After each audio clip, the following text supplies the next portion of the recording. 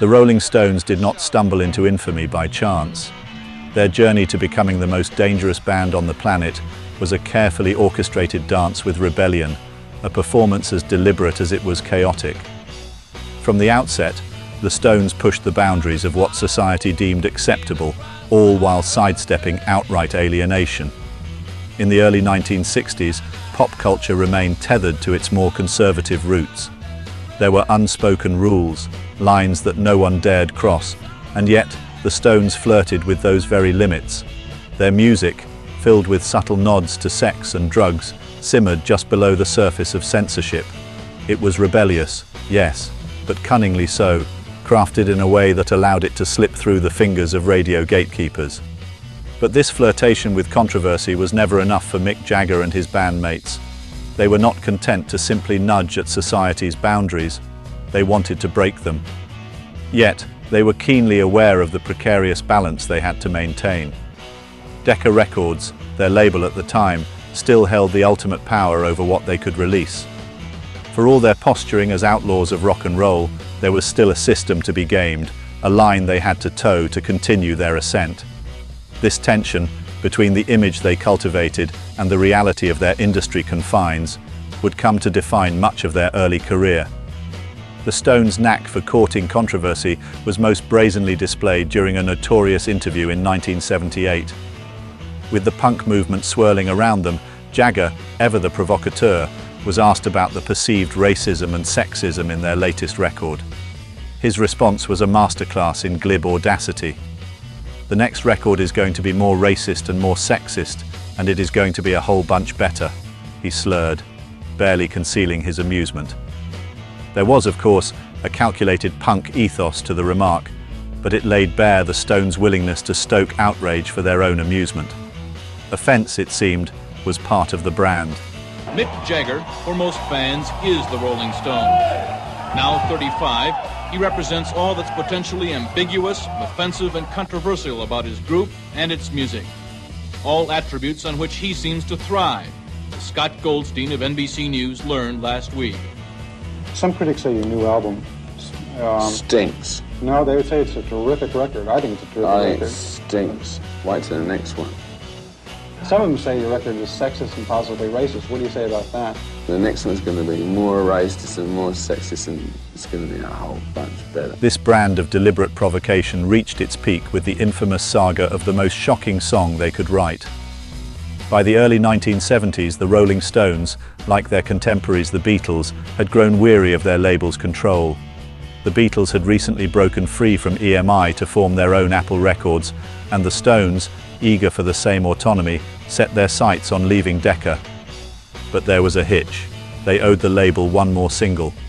And so, in a fit of defiance, they concocted a song so vulgar, so utterly unplayable, that Decca would have no choice but to reject it. The result was Cocksucker Blues, later amended to Schoolboy Blues in an almost laughable attempt at moderation. The song was everything the Stones had become known for, only without the usual subtlety. It was raw, explicit, and designed for no other purpose than to provoke. It was a middle finger to the industry machine that had made them stars, a final, contemptuous act of rebellion against their contractual obligations. But here was the real genius of it. By handing over the track, the Stones had fulfilled their deal with Decca. The label, of course, couldn't release it without causing a scandal of epic proportions, but legally, the Stones had done what was required of them.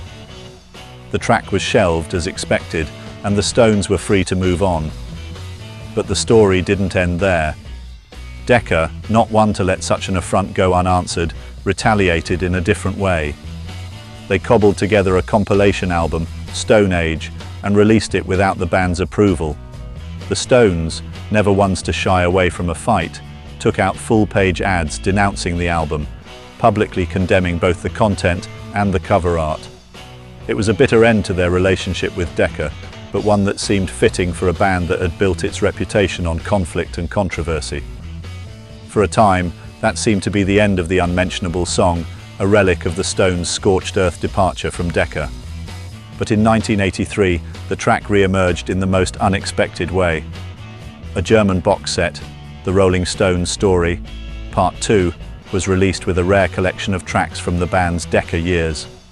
Somehow, through what one can only assume was an error, the song found its way onto the final acetate. It was quickly pulled from shelves, and the offending title was removed from future copies. But by then, the damage was done.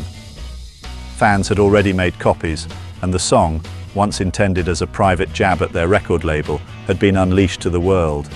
In the end, the Rolling Stones came out of the whole affair relatively unscathed. The song remained more of an inside joke than a career-threatening disaster, but it spoke volumes about who the Stones were and who they had always been.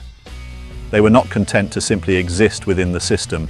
They wanted to upend it. They wanted to provoke, to offend, to challenge, and they were willing to risk it all to do so. Yet for all their bluster, there was always a calculating intelligence behind the Stones' antics. They knew exactly when to push, when to pull back, and when to let the controversy speak for itself. This, perhaps more than anything, was the key to their longevity. They were not reckless, they were strategic. And in the world of rock and roll, where the line between rebellion and self-destruction is often razor thin, that distinction made all the difference. The legacy of the Rolling Stones as the most dangerous band on the planet was built on these moments, these carefully curated acts of defiance. They knew that danger sells, that controversy captivates, and they leveraged it to their advantage at every turn. It was a risk, certainly, but for the Stones, the thrill of the risk was always part of the allure, and in the end, it was that very danger that ensured their place in the history of rock legends.